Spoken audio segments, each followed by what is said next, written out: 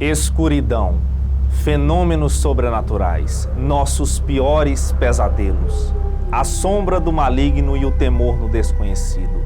Tudo isso vindo de personagens de filmes de terror e também do nosso imaginário, principalmente quando estamos sozinhos, atormentados por nossas emoções. Me diga, você já teve a sensação de estar sendo perseguido ou observado por forças malignas dentro de sua própria casa?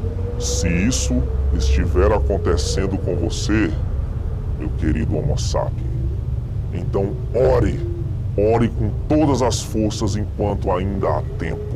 Vistam toda a armadura de Deus, para poderem ficar firmes contra as ciladas do diabo, pois a nossa luta não é contra seres humanos, mas contra os poderes e autoridades, contra os dominadores deste mundo de trevas, contra as forças espirituais do mal nas regiões celestiais.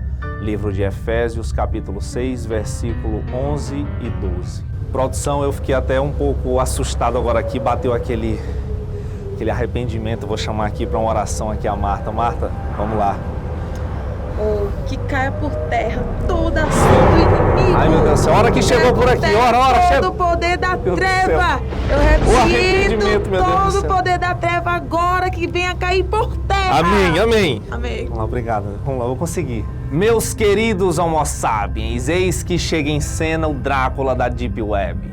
É isso mesmo, para você entender melhor essa história de hoje envolvendo o Halloween, entre o sagrado e o profano, você vai ter que ficar até o final. Já vai deixando aquele like, se inscreve no canal, ativa o sininho de notificações e aproveita para seguir a gente também no Instagram. Eu sou o professor Leonardo Oliveira e esse é o The Humanoide. Produção, solta a vinheta.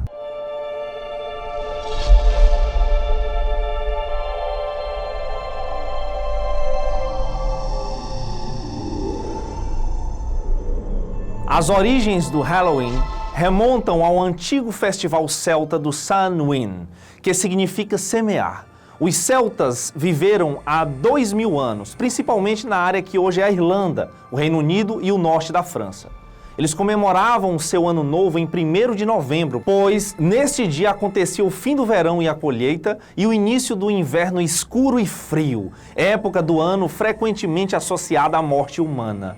Os celtas acreditavam que na noite anterior ao Ano Novo, a fronteira entre o mundo dos vivos e o mundo dos mortos se tornava obscura. Então, na noite de 31 de outubro, eles celebravam o Samhain, momento em que os fantasmas dos mortos voltavam ao plano físico. Além de causar problemas e danificar as plantações, os celtas pensavam que a presença de espíritos de outro mundo tornava mais fácil para os druidas, ou seja, os sacerdotes celtas, eles fazerem suas previsões sobre o futuro. E para comemorar esse evento, os druidas construíam enormes fogueiras sagradas, onde as pessoas se reuniam para queimar colheitas e animais como sacrifícios às divindades celtas.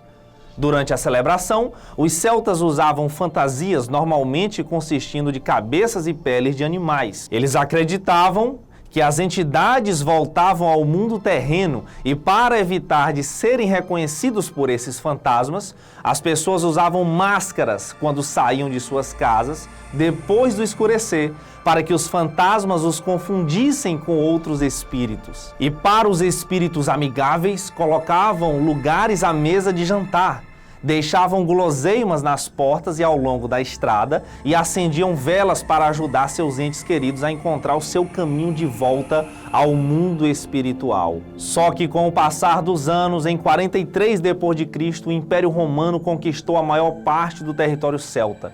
Durante os 400 anos em que governaram as terras celtas, 2 festivais de origem romana foram combinados com a tradição da celebração celta do Samhain. O primeiro foi a Feralia, um dia no final de outubro em que os romanos tradicionalmente comemoravam o falecimento dos mortos.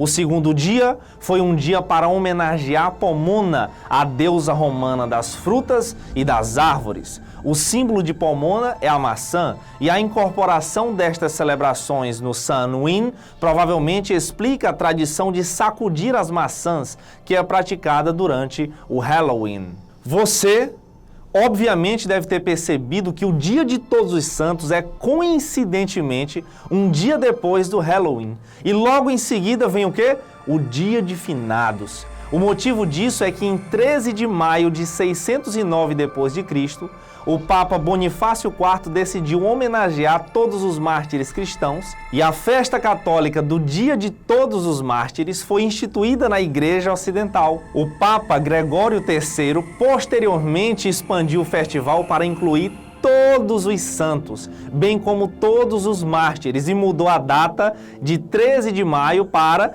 1º de novembro. É o Dia de Todos os Santos. Em 1000 d.C., a Igreja fez de 2 de novembro o Dia de Finados, um dia para homenagear os mortos, com o objetivo de substituir o Festival Celta dos Mortos por um feriado sancionado pela Igreja, o que seria até bem óbvio, um dia para simbolizar demônios. Lembrem que durante a Idade Média, os hereges e pagãos eram perseguidos pela Igreja Católica Apostólica Romana por motivos banais, como simplesmente não ser católico. Torturavam os que praticavam as heresias, que eram considerados atentados contra os dogmas católicos. Punições terríveis de mentes doentias que achavam ser os portadores da graça de Deus, quando na verdade faziam o oposto disso.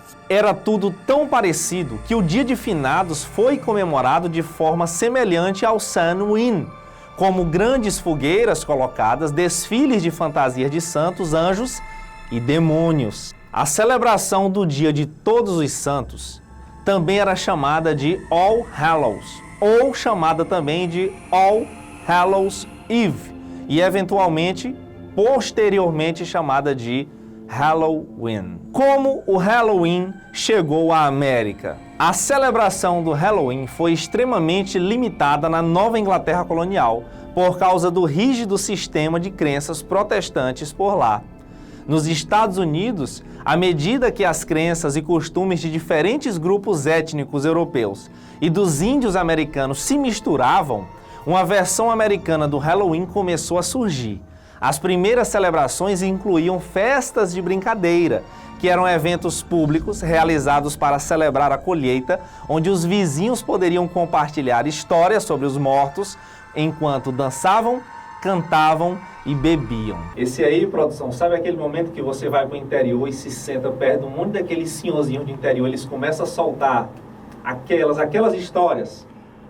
Pense, momento bom, meu amigo. Tenso, sai cada mentira. A hora do café, a hora do café. As festividades coloniais do Halloween também contavam com histórias de fantasmas e travessuras de todos os tipos. Mas, até meados do século XIX, o Halloween ainda não era celebrado em todo o país. Foi apenas na segunda metade do século XIX, quando a América foi inundada com novos imigrantes, especialmente os irlandeses, os antigos povos celtas, que fugiam da miséria e acabaram ajudando a popularizar o Halloween nacionalmente nos Estados Unidos da América. E, pegando emprestado das tradições europeias, os americanos começaram a se fantasiar e ir de casa em casa pedindo comida ou dinheiro, uma prática que acabou se tornando a tradição das travessuras ou gostosuras de hoje. Nas décadas de 1920 e 30, o Halloween se tornou um feriado centrado em desfiles e festas em muitas cidades como forma de entretenimento. No entanto, apesar de esforços de muitas escolas e comunidades, o vandalismo começou a assolar algumas celebrações. Somente na década de 1950 é que conseguiram limitar o vandalismo e o Halloween evoluiu para um feriado voltado principalmente para os jovens. Assim, uma nova tradição americana nasceu e continuou a crescer. Hoje, nos Estados Unidos, são investidos cerca de 6 bilhões de dólares anualmente no grande evento do Halloween, tornando-o o segundo maior feriado comercial do país depois do Natal, sendo que essa data sinistra acaba englobando o mercado cinematográfico de filmes, séries e também livros. Na literatura, então, nem se fala. São inúmeras as narrativas e composições sombrias, baseadas nesse contexto envolvendo demônios, entidades malignas, espíritos ou simplesmente o medo. Como, por exemplo, a citação que o mestre A. José Fontinelli irá nos brindar agora.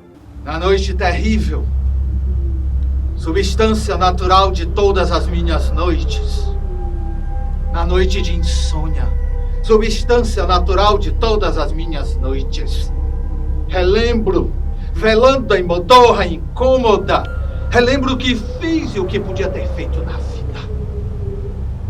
Relembro. E uma angústia espalha-se por mim todo, como um frio do corpo ou um medo. O irreparável do meu passado, esse é que é o cadáver. Todos os outros cadáveres pode ser que sejam ilusão. Todos os mortos pode ser que sejam vivos noutra parte. Na ilusão do espaço e do tempo. Na falsidade do decorrer. Mas o que eu não fiz, o que eu não fui, o que eu nem sequer sonhei, isso é que é morto para além de todos os séculos. Isso, e afinal foi o melhor de mim, é que nem os deuses fazem viver. Então, meus queridos Homo sapiens, cuidado com corredores escuros. Cuidado para o pé não dar aquela saidinha, aquela escapadinha para fora da cama. Muito cuidado com armários, guarda-roupas. Faça suas orações, gostosuras ou travessuras. Beijo, meus queridos Homo sapiens das trevas, e até o próximo vídeo.